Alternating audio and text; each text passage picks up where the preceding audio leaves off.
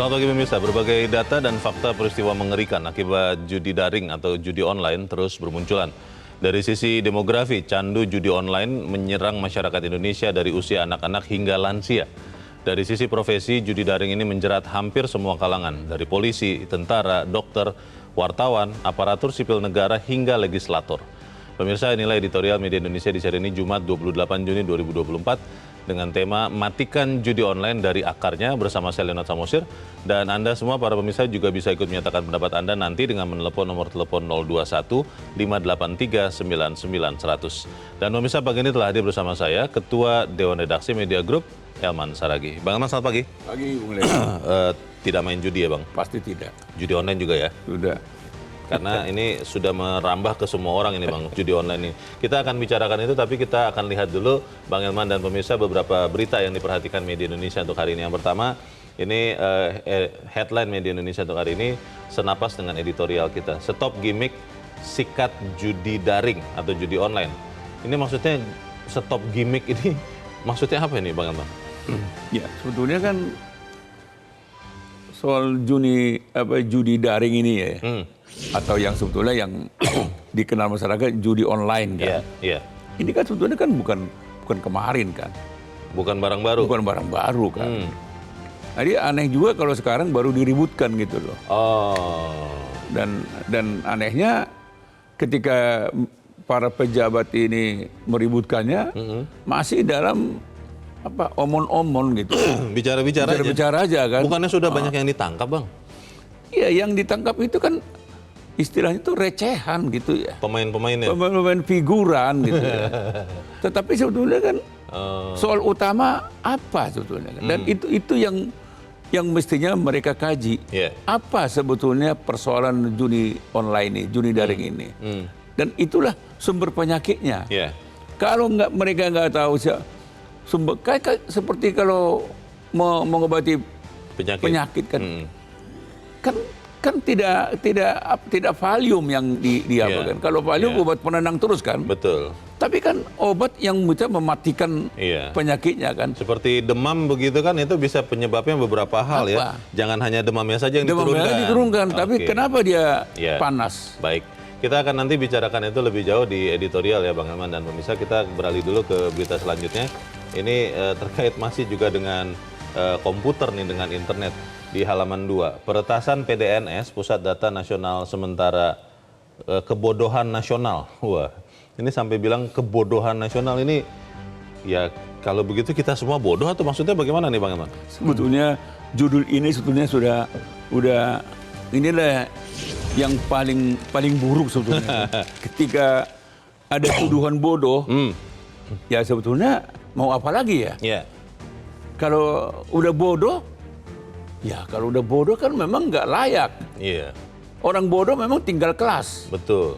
Kalau orang bodoh menduduki jabatan tertentu, ya harus diganti dong kan gitu. Seharusnya ya. Iya ya, kalau bodoh. Iyalah. Masa kita orang bodoh tetap kita pakai di situ kan gitu. Nah, ini kan sebetulnya kan berarti tingkat kemarahan masyarakat sebetulnya terhadap kebocoran ini, serangan cyber ini kan sudah di atas ubun-ubun kan gitu. Iya, karena kemarin di dalam rapat dikatakan bahwa dari data yang terkunci oleh ransomware di Surabaya, yang di backup itu hanya 2% Bang.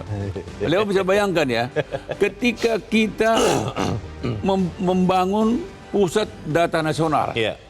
Artinya kalau bilang pusat data nasional, bayangan kita, seluruh data ada di situ. Seharusnya. Ada dalam satu keranjang, ada satu ruangan gitu kan. Nah, pada saat kita membangun pusat data nasional, pada saat yang sama juga harus kita persiapkan bagaimana pengamanannya.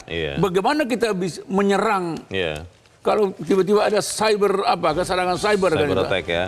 Itu kan otomatis Leo. Seharusnya. Tapi ketika itu tidak ada backup. Saya nggak tahu negara kita ini mau jadi apa? Negara kerupuk. Tahu nggak kerupuk? Apa Bang? Kerupuk itu gitu kan. Oh, kalau sudah kena air ya, langsung menyusut. Gitu kan. Jadi diremas. Ya, kita harapkan ada segera solusi ya. Itulah kelas kita gitu. Ternyata sayangnya. Oke, kita tinggalkan berita itu, kita ke editorial. Pemirsa, pada pagi ini diberi judul Matikan Judi Online dari Akarnya. Ini mirip-mirip dengan kebocoran data itu, Bang. Yang kita lihat sekarang penanganannya adalah di hilir, ditangkap, tapi bandarnya itu belum pernah satu orang pun kita tahu di mana. Bagaimana, Bang? Itulah pokok persoalan kita hari ini, Leo. Ketika kita dengar yang diributkan oleh Satgas, oleh semua penguasa ini sekian orang pemainnya, ini sudah kita tangkap, ini. Yang kita tangkap kan recehan-recehannya kan. Iya. Nah, tapi kan sebetulnya persoalannya mengapa judi online itu makin marak dan menyasar semua lapisan masyarakat. Iya.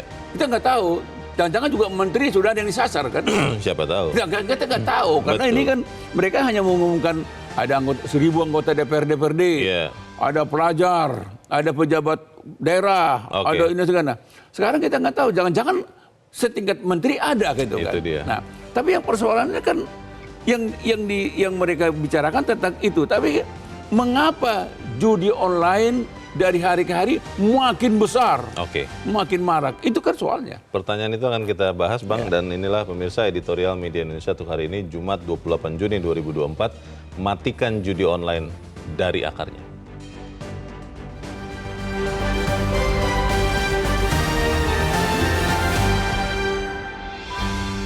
Matikan judi online dari akarnya.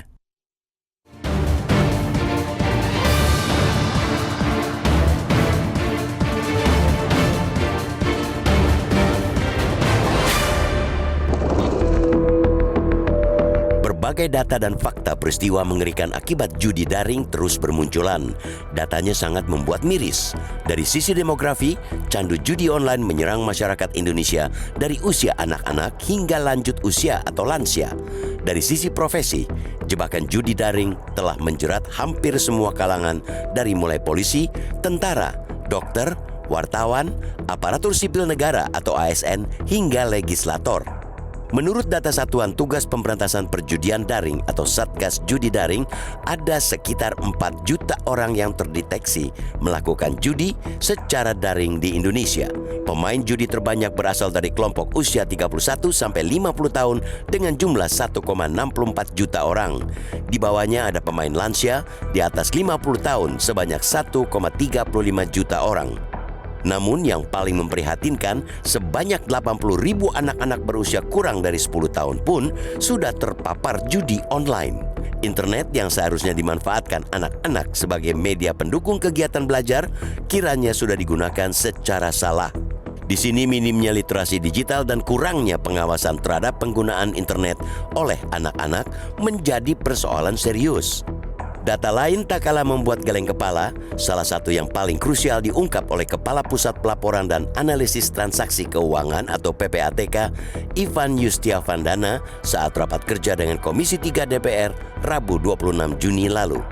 Ivan menyebut ada 1.000 orang lebih legislator, yaitu anggota DPR dan DPRD, terlibat judi online.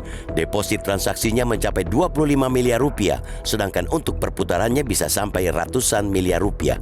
Luar biasa. Jika data-data itu dikompilasi dengan fakta-fakta mengenaskan yang terjadi akibat masifnya penetrasi judi daring seperti pencurian, penganiayaan, pembunuhan hingga bunuh diri yang belakangan banyak terungkap, semakin tegaslah bahwa racun dari permainan judi lewat platform digital itu betul-betul sudah menyebar tanpa ampun. Mereka semua yang terkena dampak itu adalah korban dari sindikat besar yang mengendalikan dan menggerakkan permainan mematikan tersebut. Para pemain judi bisa saja bangkrut gara-gara kecanduan judi online. Dan memang faktanya nyaris tidak ada dari mereka yang hidupnya berubah menjadi sejahtera setelah main judi. Sementara itu, di sisi lain, para bandar, mafia, atau para sindikat menangguk untung berlipat-lipat. Hulu masalah inilah yang semestinya menjadi target operasi Satgas Judi Daring. Harus diakui, kesan yang tertangkap saat ini, Satgas hanya menyasar sisi hilir. Mereka lebih banyak mempersoalkan pemain alias korban. Pada saat yang sama, Satgas justru seperti membiarkan aktor utama dari judi online, yaitu sindikat dan para backingnya, duduk manis sambil menikmati jatuhnya korban. Jika ekosistem judi daring diibaratkan pohon yang ingin dimatikan, mestinya jangan cuma daun atau ranting saja yang dipotong. Seakar-akarnya juga harus dicabut. Kalaupun masih dirasa sulit, setidaknya batang utamanya ditebang dulu sembari terus menggali untuk menjangkau dan mencabut ujung akarnya. Kalau hanya daun dan ranting yang disasar, niscaya dalam waktu dekat akan tumbuh lagi. Kiranya itulah pekerjaan rumah terberat Satgas yang harus diselesaikan dengan tegas dan cepat, tanpa bertele-tele, tanpa kompromi, tanpa lobi-lobi. Fokus dan konsentrasi mereka harus mulai diarahkan untuk memberantas judi online dari hulunya, dari akarnya. Penyelidikan termasuk tracing, aliran dana dalam rangkaian jaringan judi online mesti diperkuat untuk menggali di mana dan bagaimana sindikat memainkan kendali. Namun mesti diingat pula, ketegasan dan kecepatan itu hendaknya dibarengi dengan konsistensi dan persistensi. Jangan seperti pengalaman yang lalu-lalu, terkesan tegas dan sangat komit di awal, tapi kemudian melempem ketika isunya mulai meredup. Publik ingin ketegasan dengan level yang sama bisa dijaga seterusnya. Ini penting untuk menjaga agar jangan sampai korban dari rakyat terus berjatuhan. Sementara di seberang sana, sindikat dan para backingnya tertawa bahagia.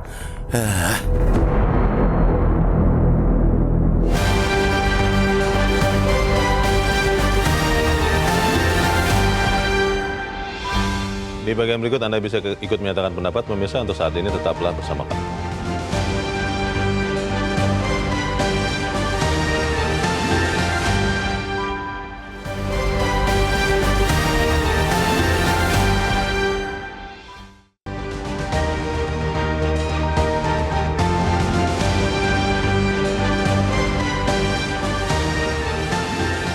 Anda masih bersama kami pemirsa, dan sekarang kita akan mendengarkan juga Bang Elman pendapat dari pemirsa Metro TV. Kita sudah terhubung dengan pemirsa Metro TV di Bekasi, Jawa Barat.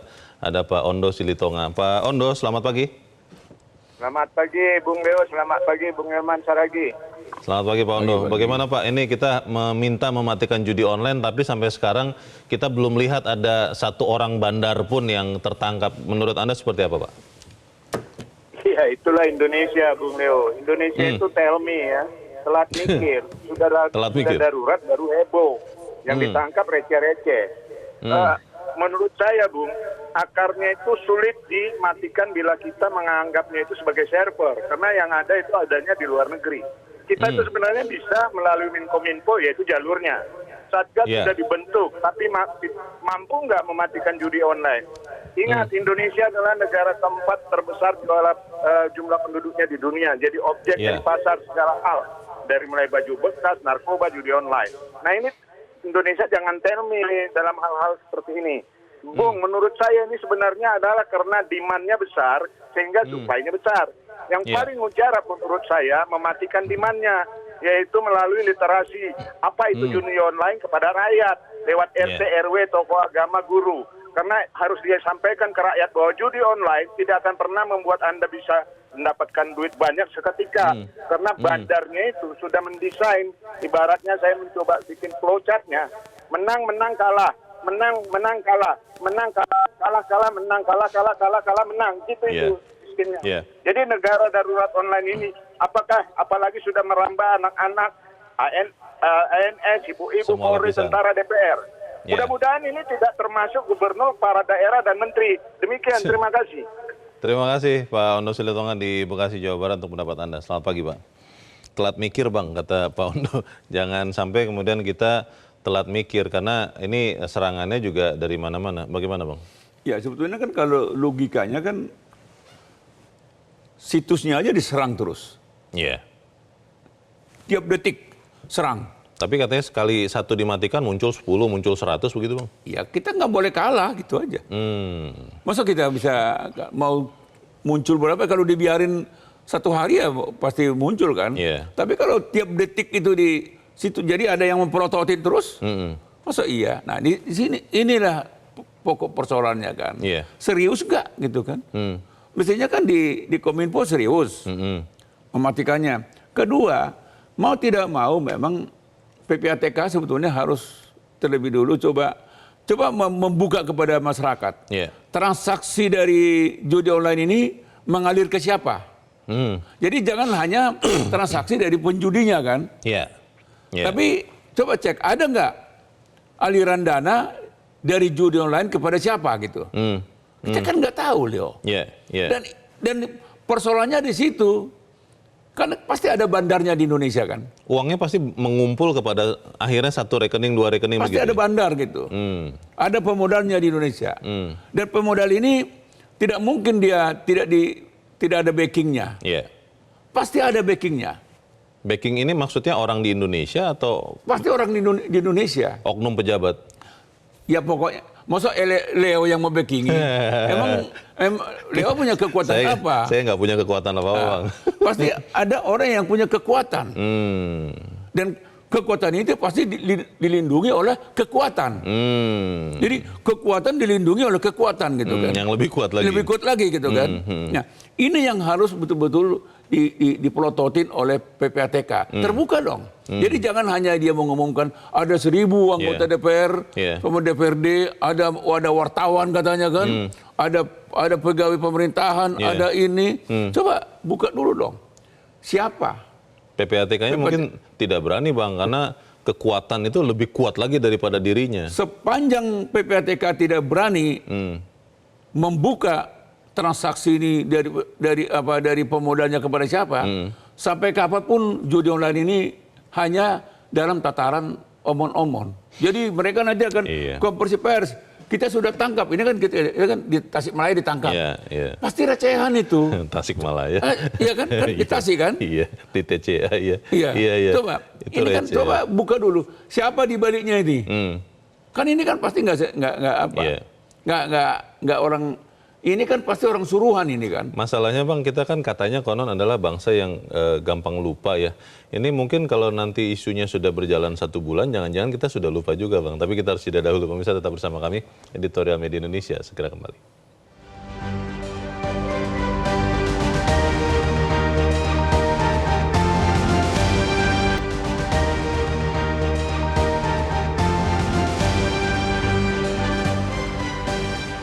Terima kasih Anda masih bersama kami. Pemirsa, kita di bagian akhir dari diskusi kita. Bang Elman, kalau seperti narkoba ya, Bang, itu kan sudah ada, terus ada, ditangkap, tekan, menipis, tapi ada lagi. Sama seperti juga mungkin contoh yang lain, pelacuran. Apakah judi yang online sekarang ini akan seperti itu juga nasibnya, Bang?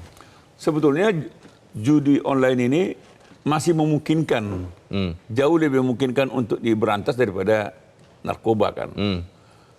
Karena ini kan sebetulnya kan mudah kan. Karena saling terkait. Saling terkait kan. Situsnya aja dibunuh kan selesai ini kan. Iya, karena online itu. Online kan. Nah, ini kan sebetulnya kan perlu kemauan serius daripada pemerintah. Iya. Jadi misalnya kan kalau misalnya presiden perintahkan kepada Kominfo misalnya, matikan terus. Begitu muncul lagi, bunuh lagi. Pokoknya misalnya presiden bilang take down lagi. Pak Menteri Kominfo, ini aja kerja kau dulu. Kan lagi sibuk kebocoran data, Bang. Pokoknya matikan dulu ini gitu kan. Oke. Pusing nanti kan. Masalahnya sedang banyak. Kalau serius pasti bisa. Itu satu. Kedua, seperti yang kita jelaskan tadi itu kan. Siapa sebetulnya pemodal backing di tanah air? Karena uangnya juga bukan fisik ya, ini semua lewat rekening kan. Kan kalau kita bicara, kita akan kejar di luar negeri, tidak masuk akal, Leo. Itu hanya pernyataan-pernyataan itu. Omon-omon itu. Sampai dunia kiamat pun tidak akan mampu dia mengejar. Siapa apanya di bandar di luar negeri. Tapi di Indonesia bisa. Di Indonesia bisa. Nah, coba kita amankan di Indonesia aja dulu, yang masuk akal gitu ya kan. Jadi jangan bohong gitu loh. Jadi kalau itu nggak bisa diatasi, Leo, kita nanti hanya bicara tentang hari ini korbannya gini, hari ini korbannya. Masa iya kerjaan Satgas hanya mengumumkan korban? Dan itu akan bertambah terus ya, Bang? Bertambah terus, tapi coba, berani nggak Satgas? Coba, rakyat sekarang butuh. Siapa dalangnya nih? Siapa di balik ini? Kan orang juga sekarang kan banyak, jangan-jangan. Jangan-jangan. Mereka juga berkepentingan. Jangan-jangan. Akhirnya kita jadi curiga seperti itu. Jangan-jangan untuk biaya ini, ini. Ini kan liar jadinya kan. Betul. Walaupun kita nggak percaya, tapi kan spekulasi masyarakat kan ini kan macam-macam tuduhannya nih kan. Perlu ya ada tindakan nyata untuk kemudian memunculkan dalam tanda petik bandarnya satu orang saja, Bang Salman. Satu aja dimunculkan dulu. Ya kan, kalau berani. Baru itu namanya kerja. Sepanjang Satgas ini hanya mengumumkan pelakunya, pemainnya ini ditangkap ini, peredaran uangnya gini, rakyat tidak perlu itu. Baik. Rakyat sekarang memerlukan siapa bandarnya, tangkap, umumkan. Jangan pakai inisial. Ya. Kita tunggu nanti berarti minimal 1 orang bandar diumumkan Satu oleh orang aja. Satgas. Itu saja ya, Bang ya. Sudah selesai itu. Bubarlah Satgas itu. Baik. Terima kasih Bang Elman Saragih sudah hadir tempat ini. Selamat pagi Bang.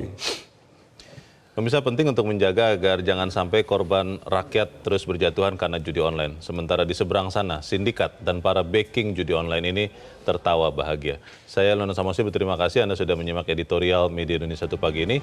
Terus jaga kesehatan Anda, terus jaga nurani Anda. Jangan main judi online. Selamat pagi, sampai jumpa.